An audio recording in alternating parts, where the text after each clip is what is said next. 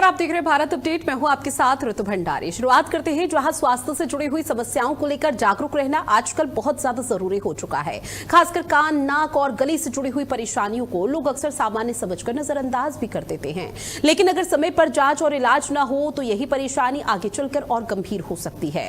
अब इन्हीं तमाम मुद्दों को लेकर चर्चा करने के लिए आज हमारे साथ स्टूडियो में मौजूद हैं कैलाश अस्पताल के ENT specialist doctor Vivek Kumar Pathak ji. Doctor विवेक पाठक जी से हम जानेंगे कि कान, नाक और गले से जुड़ी हुई किन समस्याओं को गंभीरता से लेना चाहिए और आधुनिक इलाज से इनका समाधान कैसे संभव है, क्योंकि आजकल बढ़ता प्रदूषण, बदलती जीवन शैली, मोबाइल और ईयरफोन का ज्यादा इस्तेमाल, एलर्जी और संक्रमण का हमारे कान, नाक और गले पर नकारात्मक असर डालता है।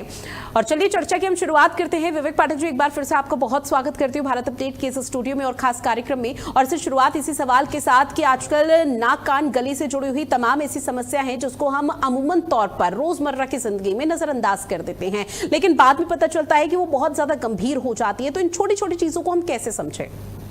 क्योंकि आजकल जो रेनी सीजन चल रहा है तो इस समय जो वातावरण में देखते हैं कि कुछ नाक, कान, गले की कुछ समस्याएं हमको देखने को मिलती हैं, खासकर क्योंकि बहुत ज़्यादा नमी रहती है एटमॉस्फेयर के अंदर में और टेम्परेचर भी बहुत ज़्यादा रहता है, तो हम स्विमिंग पूल्स में जाते हैं, जिसकी वजह से कान के अंदर पानी की एंट्री हो जाती है, जिसकी वजह से इस मौसम में खासकर वर्षा ऋतु में कान के अंदर फंगस हो जाती है, जिसको हम बोलते हैं ऑटोमाइकोसिस। तो ऑटो मीन्स कान, माइकोसिस मीन्स फंगस। तो इस मौसम में कान के अंदर फंगस होने की समस्या बहुत ज़्यादा बढ़ जाती है। बिल्कुल। और देखिए, अब चूंकि क्लाइमेट चेंज है और जैसे जैसे यहाँ पर मौसम परिवर्तन होता है, मौसम बदलाव होता है, तो उस दौरान भी देखने को मिलता है कि हमें कई ऐसी गंभीर समस्याएं हो जाती है जैसे हम अमूमन तौर पर नजरअंदाज करते हैं। और अगर जब क्लाइमेट चेंज होता है तो उस दौरान नाक, कान, गले की सेहत पर सबसे ज्यादा किस तरह से असर पड़ता है, ताकि लोग इस चीज से सुनिश्चित हो सके कि अगर हमें कुछ भी ऐसी समस्या, परेशानी है नाक, कान, गले से जुड़ी हुई, तो सीधे हम डॉक्टर के पास जाओ और कंसल्ट करें? तो सबसे पहले सीजनल, तो जैसे ही सीज़न चेंज होते हैं तो खासकर सीज़न चेंज के टाइम पे एक जो नाक की समस्या हमको ज़्यादा देखने को मिलती है उसको हम बोलते हैं एलर्जिक एनाइटिस, सीजनल एलर्जिक एनाइटिस, उसको बोलते हैं हम SAR। और क्योंकि एलर्जिक एनाइटिस जो है ये एटमॉस्फेयर में कुछ एलर्जेंस रहते हैं, जैसा कि हम जानते हैं दिल्ली NCR में बहुत ज़्यादा पॉल्यूशन रहता है, तो जो एयर है उसके थ्रू डस्ट पार्टिकल्स नाक के अंदर चले जाते हैं। अब नाक का काम क्या है, नाक को एयर फिल्टर करनी होती है, ये नेचुरल फिल्टर है बॉडी का। तो ये जो एलर्जेंस है ये नाक के अंदर में कुछ एलर्जिक रिएक्शन चालू कर देते हैं, जिसकी वजह से बार बार छींके आना, जुकाम होना, चेहरे पे जकड़न रहना, गले में खराश रहना। हम ज़्यादा सोचते हैं कि ये नॉर्मल समस्या है, बट कभी कभी ये गंभीर रूप में भी हमारे सामने आ सकती है। अब चूंकि सर आपने बताया कि मौसम जब बदलता है तो गले में खराश या फिर जुकाम, क्योंकि एयर फिल्टर सही तरीके से नहीं हो पा रहा, इस तरह की समस्या बढ़ जाती है, लेकिन इसके पीछे की कोई मुख्य वजह है कि किस कारण से ऐसा कुछ होता होगा? तो प्रमुख कारण तो एयर पॉल्यूशन, तो जो क्योंकि एयर क्वालिटी जैसी रहेगी उसमें बहुत ज़्यादा अगर पॉल्यूशन, एयर पॉल्यूटेंट्स हैं तो वो नाक उसको फिल्टर करना चाहेगी। कोई भी चीज़ नाक के अंदर जाएगी, नाक का काम उसको फिल्टर करना है, एयर को फिल्टर करना है, ताकि जो क्लीन एयर है वो फेफड़ों में जाए। तो जो डस्ट पार्टिकल्स रहते हैं वो नाक के अंदर एलर्जिक रिएक्शन चालू कर देते हैं।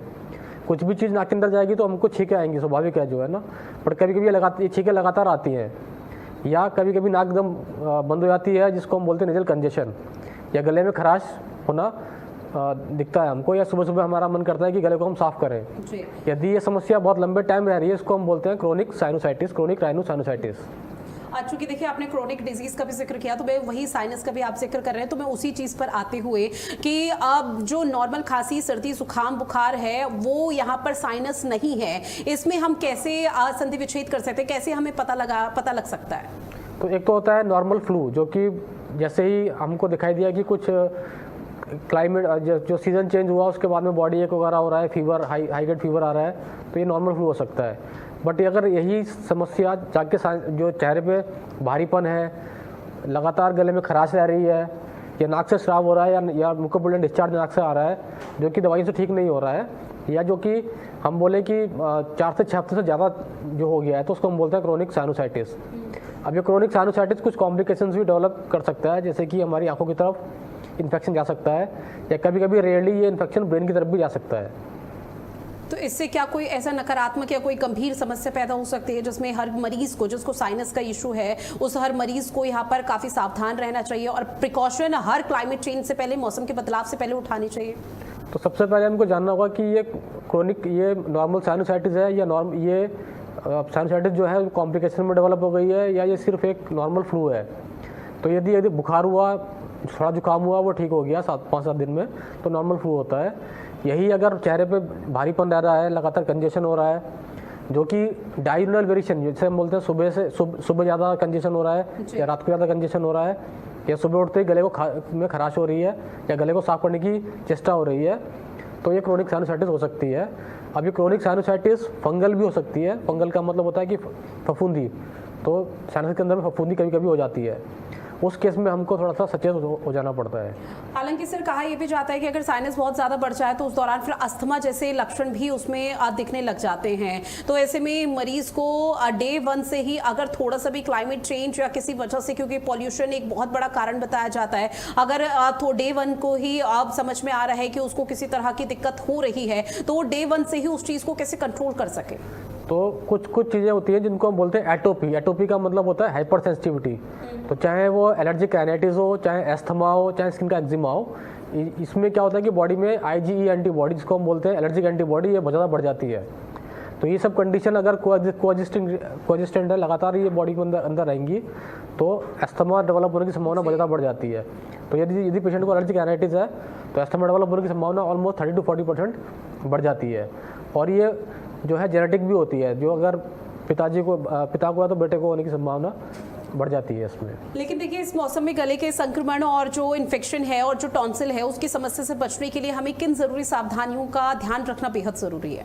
तो नंबर 1 मैं बार बार बोलूँगा कि मास्क का इस्तेमाल करें। जब भी हम बाहर निकलें तो मास्क जो है एक तरह से फिल्टर काम करेगा। तो जो भी हम एयर लेंगे अंदर को, वो फिल्टर होके फिर नाक में जाएगी, फिर नाक उसको फिल्टर करेगी। तो यदि मास्क का यूज़ करेंगे हम, तो इन सब समस्याओं से कई गुना हम निजात पा सकते हैं। नंबर 2, जैसे ही मौसम चेंज हो हम थोड़ा सचेत हो जाएं, मतलब आउटिंग थोड़ा कम करें, लेकिन अगर बाहर निकले तो मास्क जरूर लगाएं। ये ध्यान रखना बहुत ज़रूरी है। यदि आपको कोई नॉन एलर्जेंस है, किसी चीज़ से आपको हाइपर सेंसिटिविटी है या एलर्जी है, तो उससे आपको बचाव करना चाहिए। अब कॉमन एलर्जेंस क्या क्या हो सकते हैं? तो जो हमारे पालतू जानवर हैं उनके बाल, घर में डस्ट माइट, ये कॉमन एलर्जेंस में आते हैं। डीजल के पार्टिकल्स हो गए जो एटमॉस्फेयर में सस्पेंडेड रहते हैं।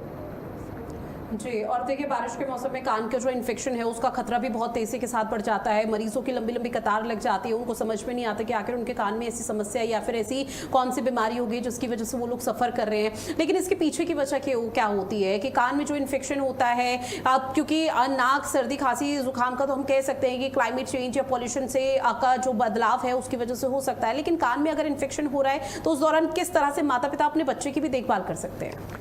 तो कान क्योंकि कैविटी है ना, तो इसके 3 पार्ट होते हैं, external ear, middle ear, inner ear. क्योंकि कैविटी है तो बाहर से हमको दिखाई नहीं देता, पहली बात तो है ना। तो यदि कान इस मौसम में, खासकर जब रेनी सीजन है, तो इस मौसम में अगर कान के अंदर खुजली हो रही है तो ये फंगस हो सकती है। तो उसके लिए थोड़ा सचेत होना पड़ता है, क्योंकि बारिश का पानी या स्विमिंग पूल का पानी कान के अंदर गया, उसके बाद फंगस या फफूंदी जमा होनी चालू हो जाती है बाहर वाले कान के अंदर में, जिसको हम बोलते हैं ऑटोमाइकोसिस। तो उसके लिए कान में बहुत ज़्यादा इचिंग होगी, बहुत ज़्यादा खुजली होगी, कान बंद लगेगा, और ये समस्या इस मौसम में बहुत ज़्यादा हमको देखने को मिलती है। बच्चों के अंदर में खासकर क्या होता है कि एडिनोइड्स होते हैं, नाक के पीछे टॉन्सिल होते हैं, जिसकी वजह से कान के बीच वाले कान के अंदर जो एयर है वो समाप्त हो जाती है और पर्दों पे खिंचाव पड़ता है। तो बच्चे कान के अंदर पेन की समस्या की जो कंप्लेन है वो लेके माँ बाप के सामने या हमारे पास आते हैं, मतलब लेके ना माँ बाप उनको। अब सर एक और चीज़ ये कि आजकल एक लाइफस्टाइल का हिस्सा बन चुका है ईयरफोन या फिर ईयरबड्स। कानों में 24 घंटे यहाँ पर हर कोई लगाकर घूमता है और उसी में गाने सुनना, रील देखना सोशल मीडिया पर अपने एंजॉयमेंट का एक जरिया बनाया हुआ है। तो क्या ईयरबड्स की वजह से भी किसी तरह से कानों में इन्फेक्शन हो सकता है, जिस कैविटी का आप जिक्र कर रहे हैं? तो हेडफोन, ईयरफोन आजकल जैसे हम बोलते हैं कि आजकल बहुत ज़्यादा यूज़ करते हैं हम, बिकॉज पोस्ट कोविड हमें पता ही है कि लगातार ऑनलाइन क्लासेस होती थी या हमारी मीटिंग होती थी। तो अगर हम हेडफोन या ईयरफोन लगाते हैं तो क्या है कि जो साउंड का जो सोर्स है वो सीधा कान की तरफ जा रहा है, जो कि लॉन्ग टर्म में कान के अंदर सुनने की जो क्षमता हमारी है उसको कम कर सकता है। तो यदि हमारा प्रोफेशन ऐसा है कि हमको लगातार हेडफोन या ईयरफोन लगाने पड़ रहे हैं जी, तो एक चीज़ का ध्यान रखना है कि कभी भी 3 से 4 घंटे लगातार यूज़ ना करें उसको। यदि करना भी पड़ रहा है तो वॉल्यूम को ऑलमोस्ट 50% से नीचे उसको लेके जाएं आप, और सरफेस पे ना रखें। सपोज कि यहाँ पे हेडफोन रखा हुआ है सरफेस पे जहाँ पे कि फंगस है या कोई बैक्टीरिया है सपोज, अब मैंने उसको अगर कान के अंदर लगा लिया तो वैसी बात है वो ट्रैवल कर जाएगा। तो साफ सफाई का ध्यान रखें, उसको साफ करके रखें सरफेस को उसकी, ताकि इन्फेक्शन कान के अंदर ट्रैवल ना करे। यदि हेडफोन ईयरफोन अगर यूज़ करना पड़ रहा है, मैं दोबारा बोल रहा हूँ, तो अगर ऐसे प्रोफेशन में कि लगातार यूज़ करना है तो वॉल्यूम को 50% नीचे ही इसको रखा जाए। सर, चूंकि आप कैलाश अस्पताल के ENT स्पेशलिस्ट हैं, तो ऐसे में निश्चित तौर पर आपके पास मरीजों की लंबी लंबी कतार लगी रहती होगी तमाम इन्फेक्शन और एलर्जी को लेकर। लेकिन ऐसे में छोटे छोटे बच्चों को भी ज़रा आप ये समझाने का प्रयास कीजिए इस मंच से कि अगर कोई और ईयरबड का इस्तेमाल कर रहा है, ईयरफोन का इस्तेमाल कर रहा है, तो वापस से उसे अपने कानों में ना लगाएं, क्योंकि इससे भी शायद इन्फेक्शन का खतरा बहुत तेज़ी के साथ बढ़ जाता है। बिल्कुल, यदि एक ईयरफोन है जो कि मैं यूज़ कर रहा हूँ और उसी को दूसरा व्यक्ति भी यूज़ करेगा, तो यदि मेरे कान के अंदर में इन्फेक्शन है वो दूसरे के कान में ट्रैवल होने की संभावना बहुत ज़्यादा बढ़ जाती है। यदि आप खुद का भी ईयरफोन या हेडफोन यूज़ कर रहे हैं, उसको साफ़ कर, हल्का सा सरफेस को साफ़ कर लें, तब उसको यूज़ करें। यदि हम हेडफोन ईयरफोन को लगातार यूज़ करेंगे तो वो भी अंदर फंगल इन्फेक्शन को पहुंचा सकते हैं या कुछ गंभीर इन्फेक्शन भी अंदर जा सकता है उसके। और देखिए, एक आम धारणा और जो मिथ इसे हम कहेंगे, ये बना हुआ है कि अगर ठंडी चीज़ों का सेवन करते हैं, खाने पीने से गला खराब तुरंत हो जाता है या किसी तरह का इन्फेक्शन हो जाता है, और साइनस या फिर जो यहाँ पर तमाम ऐसे मरीज होते हैं तो उन लोगों को सबसे ज़्यादा दिक्कत होती है। तो इसमें आखिर कितनी सच्चाई है, या फिर ये महज एक भ्रम ही है जो फैला रखा है लोगों की तरफ से और उसको अपने पर हावी कर लेते हैं? देखिए, खाने से साइनोसाइटिस का कोई लेना देना नहीं होता। पहली बात तो ठंडी चीज़ें हमको लगता है कि ठंडी चीज़ खाने से हमको साइनस की दिक्कत हो जाएगी, पर ऐसा नहीं होता। जितनी भी ठंडी चीज़ें हैं, ऐसा नहीं कि बॉडी की इम्यूनिटी कम करती हैं, ऐसा भी नहीं है ये। और तो ठंडी चीज़ों से बेसिकली साइनोसाइटिस डेवलप नहीं होती। उसकी जो एटियोलॉजी है वो एलर्जी है। एलर्जी एटमॉस्फेयर में जो एलर्जन रहते हैं उसकी वजह से होती है, या जो एटमॉस्फेयर में जो एलर्जन है उनसे होता है बेसिकली वो। तो ठंड खाने से साइनोसाइटिस का कोई ज़्यादा कोरिलेशन नहीं होता। लेकिन ऐसा क्यों होता है कि क्लाइमेट चेंज हुआ, थोड़ा सा पॉल्यूशन हुआ और साइनस हो गया? क्या कुछ ऐसा होता है कि हमारे अंदरूनी जो शारीरिक तौर पर है वो इम्यून सिस्टम या फिर कुछ ऐसी चीज़ें हैं जो कमज़ोर होती है जिसकी वजह से एकदम से साइनस अटैक कर देता है? तो उसको हम बोलते हैं हाइपर सेंसिटिविटी, जिसको हम बोलते हैं मेडिकल में एटोपी। एटोपी का मतलब होता है कि बॉडी के अंदर में एक एंटीबॉडी है जिसको हम बोलते हैं IG एंटीबॉडी। जैसे ही एलर्जन जाता है नाक के थ्रू, तो वो एंटीबॉडी एक्टिवेट हो जाती है और वो जाके एंटीजन एंटीबॉडी रिएक्शन चालू कर देती है, जिसकी वजह से बॉडी के अंदर में केमिकल सीट होता है, उसको हम बोलते हैं हिस्टामिन। जो histamine is the main culprit, जो कि मेन शत्रु है, जो कि मेन सिम्टम करता है साइनोसाइटिस के। चाहे वो लगातार छींकों का आना हो, खुजली होना हो, उसके बाद नाक का बंद होना हो, शरीर में हेडेक रहना, है ना, ये सब समस्याएं देखने को मिल सकती है। क्या इससे माइग्रेन भी हो सकता है? क्योंकि मौसम बदलाव या फिर धूप में एकदम से अगर कोई माइग्रेन का पेशेंट निकल रहा है जिसको एकदम से सिर दर्द हो जाता है और धूप में या फिर मौसम के बदलाव के दौरान चीज़ें देखने को मिल पाती है। देखिए, माइग्रेन एकदम अलग एंटिटी है। उसका माइग्रेन जो साइनोसाइटिस का जो हेडेक होता है उसको हम बोलते हैं क्लस्टर हेडेक। बहुत सारे पेशेंट हमसे आके पूछते हैं कि ये माइग्रेन तो नहीं है। तो माइग्रेन के हेडेक को और जो साइनोसाइटिस का जो पेन होता है उसको बोलते हैं क्लस्टर हेडेक। उसको डिफरेंशिएट करना बहुत ज़रूरी है। माइग्रेन का हेडेक हमेशा टेम्पोरोपैलेटल रीजन में होता है, इस एरिया में होता है, पहली बात, ओके। और ये पीरियड मतलब लगातार रहेगा आपको 4-5 दिन, 5 से 7 दिन, है ना। और खासकर रोशनी अगर आप देखोगे तो ये बढ़ जाएगा। जो साइनस का जो पेन होता है, जो क्लस्टर हेडेक, जिसको हम बोलते हैं क्लस्टर हेडेक, ये टिपिकली इस वाले एरिया में रहता है। चेहरे की जो हड्डियाँ इनके अराउंड रहेगा, एकदम पीछे वाली हड्डी में रहेगा, मतलब, है ना। और ये इसका डायगोनल वेरिएशन होता है। इसका मतलब क्या है, या तो ये अर्ली मॉर्निंग होगा जिसको हम बोलते हैं ऑफिस हेडेक, या ये एकदम रात के टाइम में जाके होता है। क्योंकि साइनस की जो पोजीशन है वो चेंज हो जाती है। मतलब अगर हम बैठे हुए हैं तो बिकॉज ऑफ ग्रेविटी जो सिक्रीशन है वो जमा होने चालू होते हैं इन वाले मैक्सिलरी साइनस के अंदर में, और रात के टाइम में जाके खुल जाते हैं ये।